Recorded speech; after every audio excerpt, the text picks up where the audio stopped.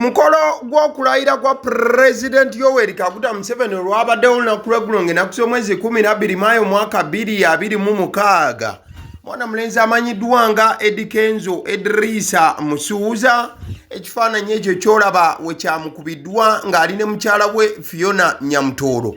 Wabula ekifaananyi kino oluvannyuma lw'okukubwa ababiri nga batudde waayise akaseera mpawe kaaga.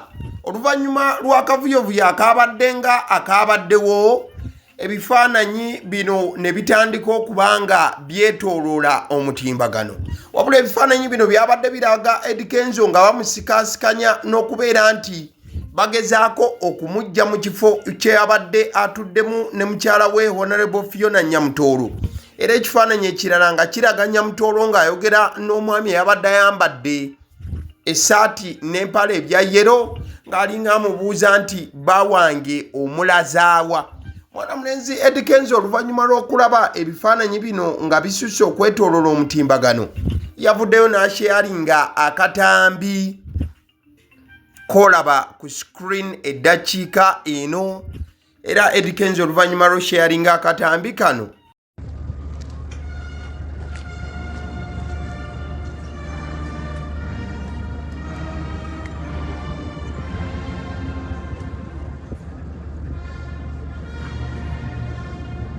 yawandiiseko obubaka obuwakanya ne sekuwakanya yenna abantu ababadde batambuza ebigambo nti ku mukolo gw'okulayira babadde bamufuumudde era nga bamugobyewo. Eddy Kenzo agamba nti abantu abatambuza ebifaananyi biri byensoose okuba nga bakulaga nga nkulaga babadde beenoonyeza byabwe n'okubeera nti baagala okumusiiga ettoomi. Mwana mulenzi agamba nti forget about the AI generated pictures circulating on social media.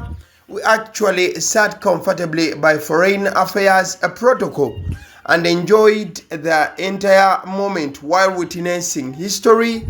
Congratulations Muzei Wakazi ensonga Yoweri. Eddy Kenzo agamba nti mwerabire ebifaananyi abantu bye babadde batambuza wabula nga babigasse mu nkola ey'ekyennamagezi ey'ebyuma. Agamba nti ebifaananyi ebyo byabadde bya AI. Ye yatudde bulungi ne mukyala we era nga bali comfortable ebitenkanika. Wabula njagala okujjukiza nti bano babadde kulayira kwa President Yoweri Kaguta Museveni era nga bw'osobola okulaba ekifaananyi kino. Eddy Kenzo agamba yabadde atudde bulungi, tebannamusitulako ebifaananyi ebyatambudde n'olugambo lwonna lwa AI nti byuma bikalimagezi. Kati nga tuli awo mukwano gwange, President Yoweri Kaguta Museveni olunaku lw'eggulo yamaliriza okulayira. Wabula wakati nga tetunnatuuka ku kulayira kuno, enkambi ya mwami Robert Kyagulanyi Ssentamu oba muyite Bobi Wine yabadde erina enteekateeka era nga banna NUP babadde bagamba nti olunaku lw'okulayira nabo babadde akaabwe ke babadde bategese kabaddewo era babadde bagamba nti akaffecce ku lunaku lw'okulayira mubeeko kye mulindirira. Mwana mulenzi Habibu Wembo bino yabyogedde ku lw'omukaaga. Ojja kujjukira okulayira kwabadde kuwo ejjo ennaku z'omwezi nga 12 ku lwokubiri. Kati mwana mulenzi Habibu Wembo ono nga yeyadda mu kifo kya chairman Nyanzi ekyobwa Ssaabakunzi bw'ekibiina ki the National Unity Platform bwe yabadde nga akyaziddwako ku radio eya Pearl FM. Yavuddeyo n'agamba nti babadde balina kye bategese ng'ennaku z'omwezi 12 ku lunaku lw'okulayira kwennyini. Era yabadde atugambye nti amaaso nga tugatadde eri ate nabo tubeeko we tuteeka amaaso. In every fight wabeerawo kye tuyita mastercard gerekera wano mu kifuba namwesa ogijjawo ku ssaawa yennyini kati nga 12 gukamirayo tosaawa emu bbiri abeeri baweeko emu ezisigadde zitegere ku nsonda z'eggwanga ez'enjawulo nguudo zonna oganje tubiddeko sijja babbira kyennyini kyetugenda okuyisaawo naye nkuwadde olunaku at least nga 10 na mmeka Lwakubiri leero Saturday. Ennaku zino olaba ennyonyi ez'ebunga mu banka oziraba Ezo ennyonyi ne Bashiru yazirina ku Sudan wano. Ezo ennyonyi Mubarak Egypt yazisinga ne Museveni.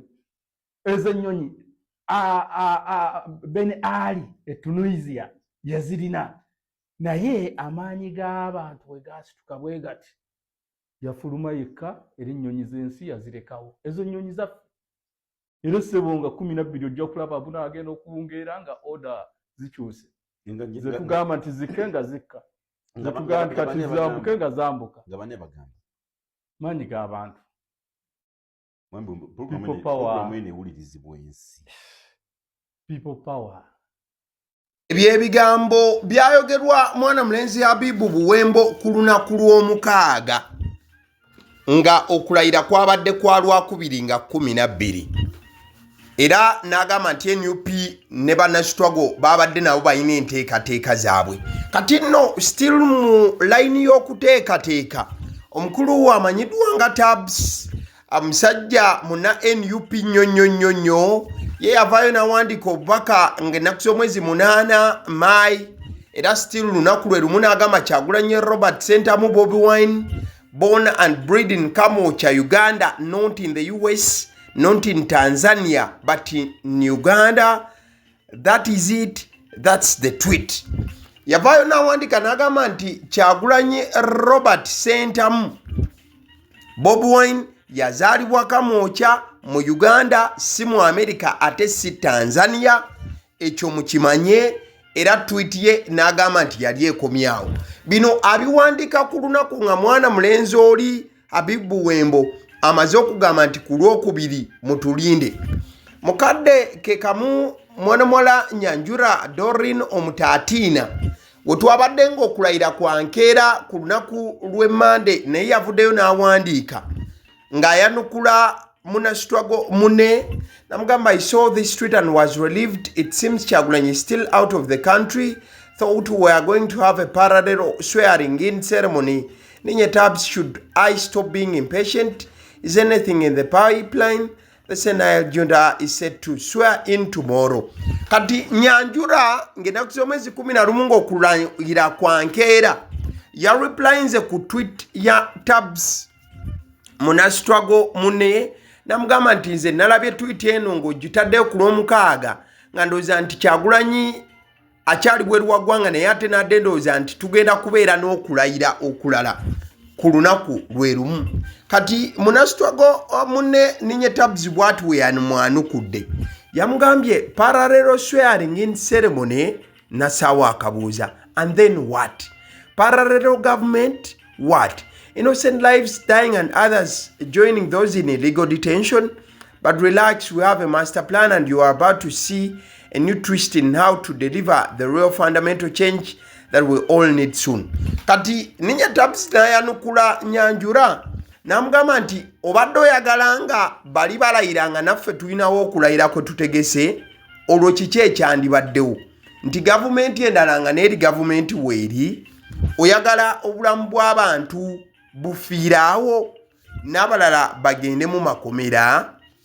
Namugamba nti naye kakkana tulina master plan era oli wakulaba enkyukakyuka mu ngeri ey'enjawulo ffenna gye twetaaga. Kati nno ebyo byonna amaaso wakati nga President Yoweri Kaguta Museveni yadde ateekateeka okulayirira nako ne kugenda maaso n'okuba nga kutuuka bangi amaaso babadde bagatadde ku side ya NUP line efaananako bwetyo. In fact the president we yalinye akatuuti yagambye nti NUP eyo agyekokkola engeri gyebadde ng'ekozesa violence mu byonna ebibadde biri mu kugenda mu maaso. Ate amaaso amalala we gasinze okubeera olunaku lw'eggulo gabadde nnyo okusipiika Anita Anet Among abo osobola okuba nga omulaba gye buvuddeko emmotoka ey'ebbeeyi ey'obuwumbi 3.4 ebadde ng'eyogerwako.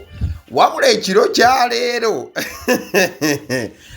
abaana ku intaneti batambuza ekifaananyi ekyo bagamba nti yeyo Rolls Royce eyogerebwako mbubebye ne bagikuba ekifaananyi omanyi bangi emmotoka eno ey'obuwumbi bwa ssente babadde basuubira nti sipiika gye yabadde ow'okugiramu wali mu kulayira wabula tekyabadde bwe kityo. Naddaawo ne ndaba James Paya ng'awandiika obubaka buno. James Paya alina obubaka bwe yawandiise kati bangi ne beebuuza buno obubaka bwandiba nga bugenda bwa ewatuufu. Yawandiise n'agamba some things are about a basic common sense, not even political wisdom. Your bosses who must be having a lot more hardly display their wealth. Only those who have visited their homes know how their houses look. It is 40 years now, but many of us have no idea how Museveni's house look like. But many of us have no idea how Museveni's house looks like. Even when you search the internet, you hardly find one clear picture. They only show their local cows as their wealth. They move around in one color of shirt all year, or only in military uniforms. They move around in one color of shirt, not conspicuous designer clothes. We don't know any private car of theirs, and you come in splashing posh cars, buildings, expensive designer clothes.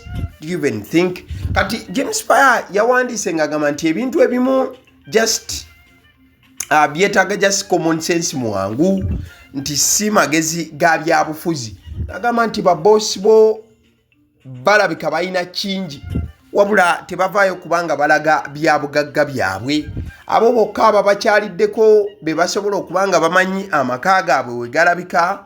Nagamba nti emyaka egikulunguddwa bangi tebamanyi na nnyumba ya President Museveni bwefaanana. Ne bw'ogenda ku internet n'oginoonya tosobola kubanga ogiraba, tosobola yadde okufuna ekifaananyi. Nagamba nti abakulu bano balaga bulazi nte zaabwe just wano ze balaganga obugagga bwabwe, era batambulira mu saati emu yokka omwaka mulamba oba ebyambalo by'amagye, wabula tebambala ngoye za bbeeyi ziri zifuge, tebalina mamotoka gali manene ag'ebbeeyi ennyo. Naye ate gwe nojjanga oyambadde ebintu eby'ebbeeyi wamu n'amamotoka ag'ebbeeyi n'amayumba ag'ebbeeyi, ofunayo akadde n'obirowoozaako. Ebyo bigambo byawandiikiddwa musajja omukubi ennyo wa cartoon ate musajja omuyivu ennyo amanyiddwa nga James Paya Ssentongo. Awo nno nga tuvuddewo ebifaananyi ebyenjawulo byolaba bye byabamu ku bantu abatandise okuba nga beesowolayo okubeera nga beesimbawo ku kifo ky'obwa woman MP owa Kalangala. NUP yatandise dda okufuna oba okukola enteekateeka ez'okufuna omuntu agenda okudda mu bigere bya Honorable Helen Nakimuli, era nga akulira akakiiko k'ebyokulonda oba omu ku batwala akakiiko k'ebyokulonda the Electoral Management Committee aka National Unity Platform yamaze dda okuba nga akola okulambulula okujjudde. Abagenda okuteekamu empapula balina kubanga bannakibiina, weena kuba munnakibiina. Bakusiba gwera munnakalangala atali munnakalangala, naye nakuba munnakibiina okusiza ku ttuulu gyelugenda okukozesa. Gwomanyi oba ova kalangala ova kalangala. For example, teeka libwaga ligamba olina kuba registered voter. Nzo nga registered Bwindi Kotido nero gyero besimba e Kampala wa.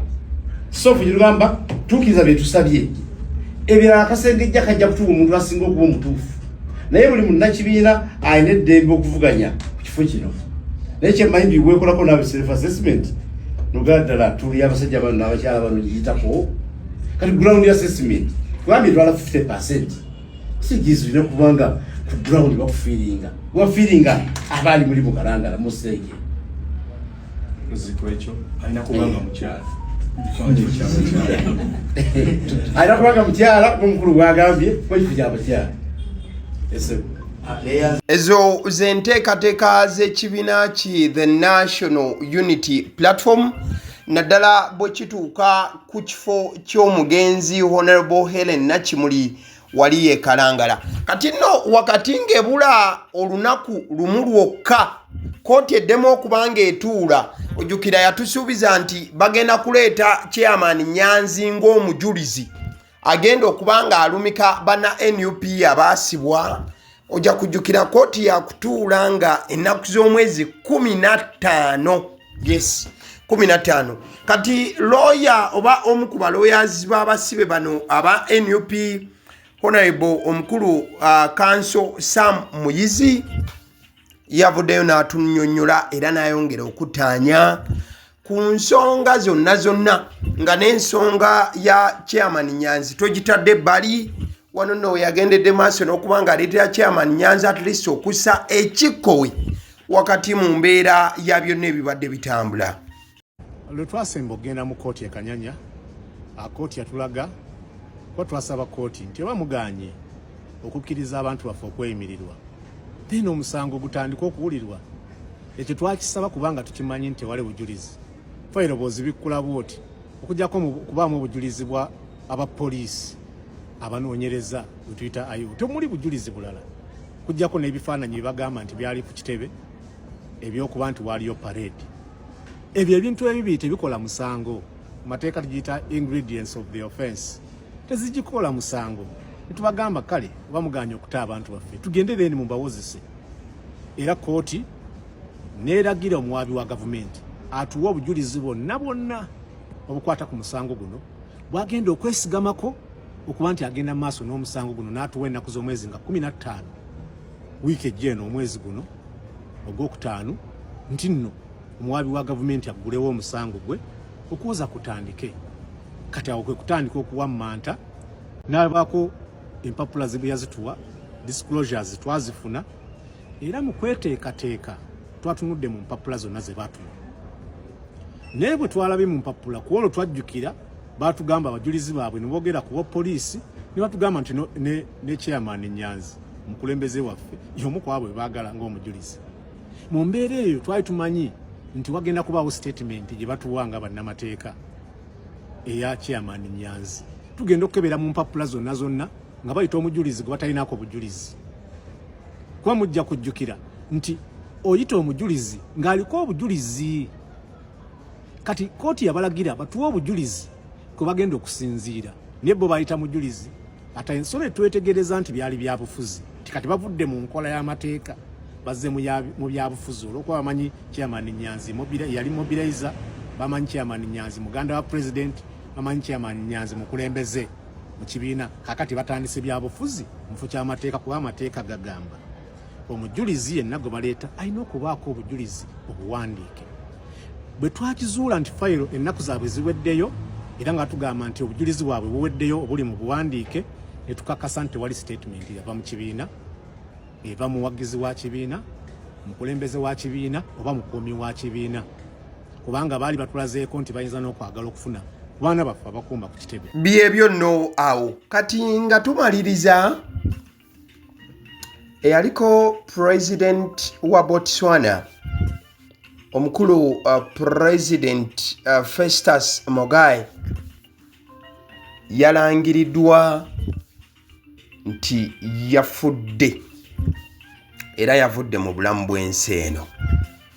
Omukulu Festus Mogae ye yakolanga president wa Botswana ow'okusatu okuva mu mwaka gwa 1998 paka omwaka gwa 2008.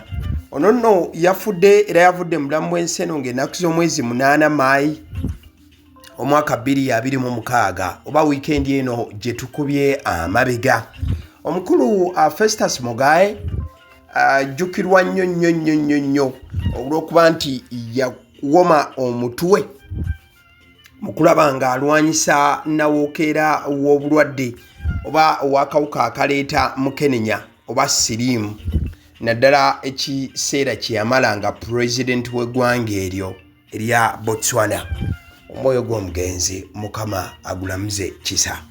Ale nzikiriza nkutegeze ku bannaffe aba Honeybites bagamba nti bo omulimu gwe bakola gwa kukolera byakulya eby'abaana abadda ku masomero we tugamba abaana abadda ku masomero saabo bokka abadda ku masomero wabula n'ababeera ewaka balina package ey'ebyokulya eby'abaana mu line efaananako bwetyo gwe bakubire bukubizo bagambe njagala package y'ebyokulya by'abaana abali ku masomero oba abaana abalya ebyokulya balina ebyokulya yogera ku daddies yogera ku binyeebwa amawogola yogera ku bagiya yogera ku cupcakes yogera ku donuts osobola okubafuna ku 0709 787508 ate era mukadde ke kamu bw'oba oyagala ku pizza size yonna era namba y'emu ate era mukadde ke kamu bakola ne cake eza buli mukolo babayita aba honey bites.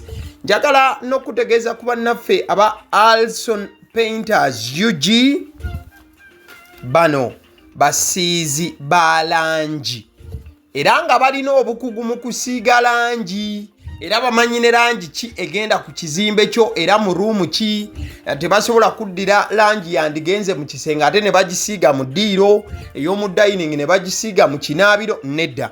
Alson Painters UG omulimu gw'okusiiga langi bagukugukira ddala basiiga ebizimbe okuviira ddala ku ruumu emu paka ku makalina n'amakalina gwe bakubira ebukubizo bagambe nti Alson Painters UG namaliriza okuzimba ekizimbe kyange. In fact ne bw'oba olina ekizimbe nga kikadde nga olaba langi yaakyo efaanana si bulungi Alson Painters UG bazze kugonjoola nsonga eno bakubire ku 0705 1936 be bannaffe aba Alson Painters UG. Aba Eddy omusunsuzi lyerinnya eryange yenze aba Eddy omusunsuzi yenze atuula emabega w'omuzindaalo buli lunaku era ly'eddoboozi ly'owuliriza ku mukutu guno aba Eddy omusunsuzi ly'eddoboozi eryo era ng'omukutu kw'oli gwe guno ogwagaliwo. Nagamba nti information yonna gy'olaba ku channel eno tetugattamu kintu kyonna ate tewali kye tutoolamu. Information nga bw'eba eyingiddewo ffe bwe tugikwata ne tugikuwa kati gwe omulabi n'osalawo ki eky'okukozesa information eyo. Kati kyogenda okukola mukwano gwange bw'oba omaliriza okulaba vidiyo eno likinga commentinga ki ky'olowooza mukadde ke kamu subscribinga bw'oba nga omukutu guno oli mupya ate era mukadde ke kamu sharingira mikwano gyo girabe vidiyo eno ate ne videos endala ku mukutu guno. Agaliwo YouTube channel mwebale kutulaba.